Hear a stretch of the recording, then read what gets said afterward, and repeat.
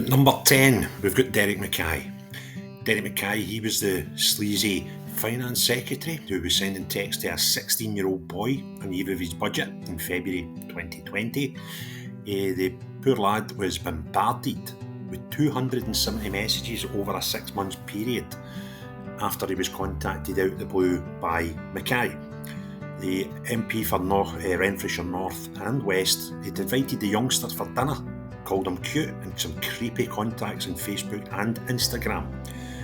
When it was revealed, the scandal was revealed, Mackay stepped down from his cabinet role and was suspended by the party.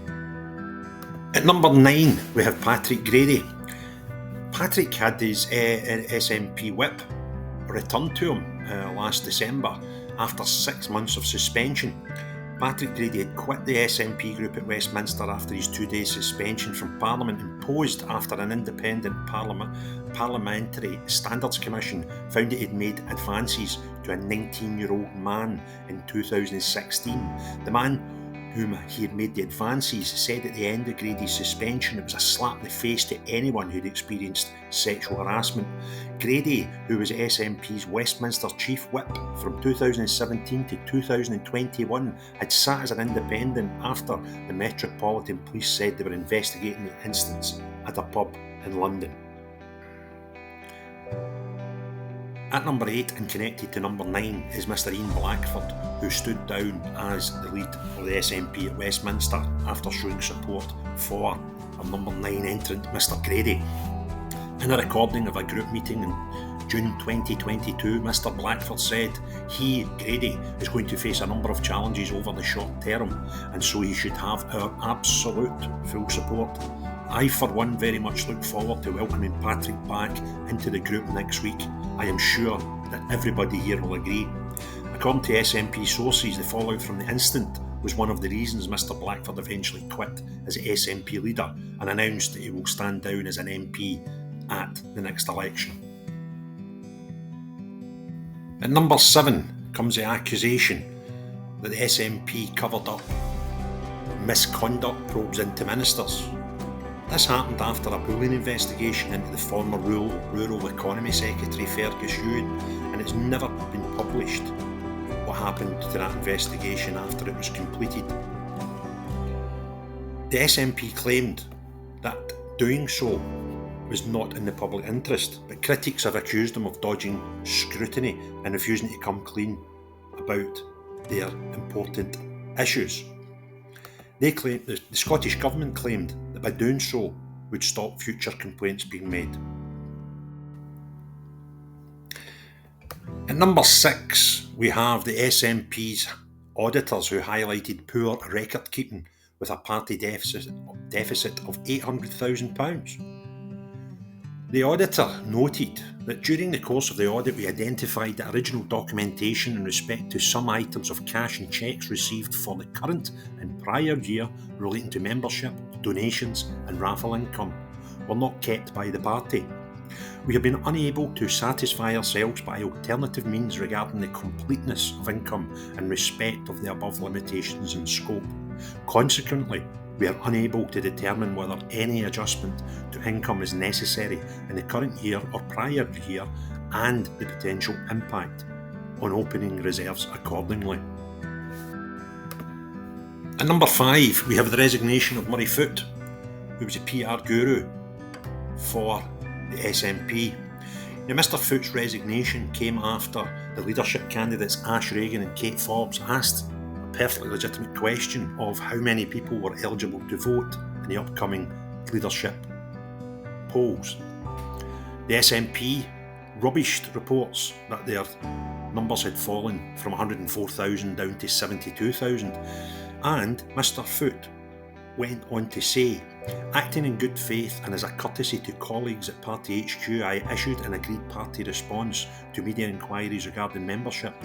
It has subsequently become apparent there are serious issues with these responses.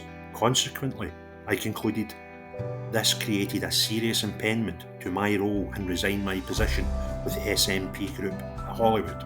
Unfortunately, Mr Foot had told the press they were inaccurate with their claims of 30,000 drop membership when in fact they were correct. At number 4, we have the complaint to the police about the missing money.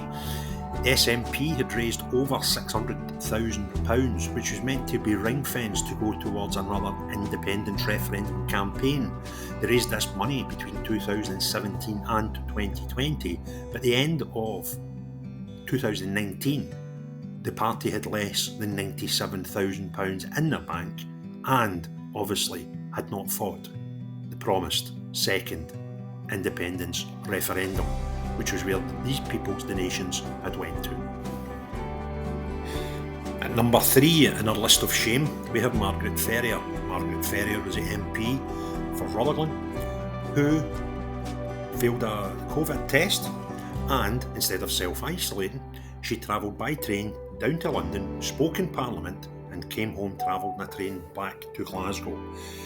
She was also later found to have visited not only Westminster, but had also visited beauty parlours, etc. after a positive test for COVID.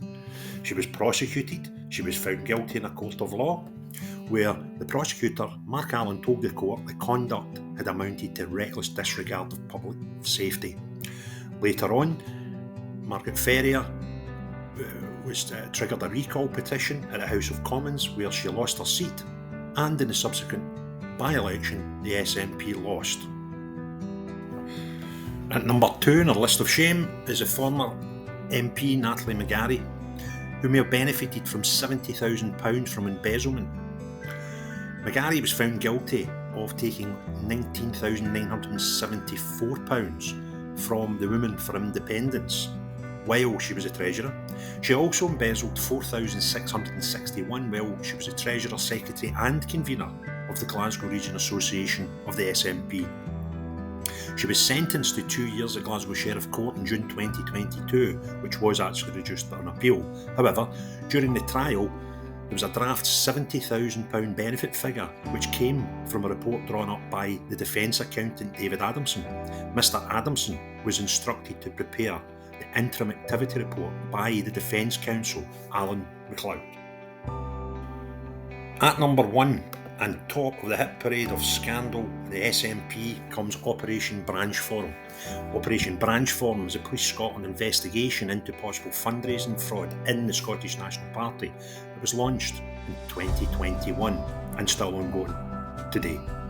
The investigation concerns allegation previously discussed that £666,000 raised by SNP since 2017 specifically to campaign for a second referendum was part improperly spent on other activities. The police would also been asked to investigate a loan of £107,000 made in June 21 by Peter Morrell, the SNP's chief executive at the time and husband to Nicola Sturgeon, the SNP's then party leader and the previous First Minister of Scotland.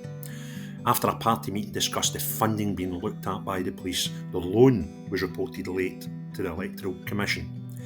The investigation has seen the arrest of Morrell, the former SNP Treasurer Colin Beattie, and Sturgeon in June 2023, all of whom were released without charge, however, pending further investigations. All three and the SNP as a whole deny any wrongdoing.